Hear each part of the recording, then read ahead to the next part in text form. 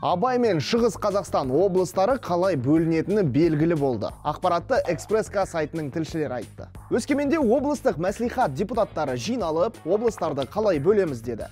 Бұрын қалай болды, солай қалдырайық деп ұсынылды.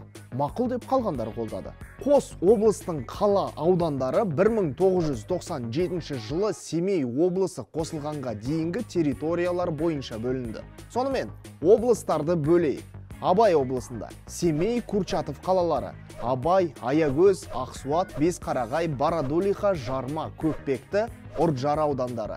Облыс орталығы Семей.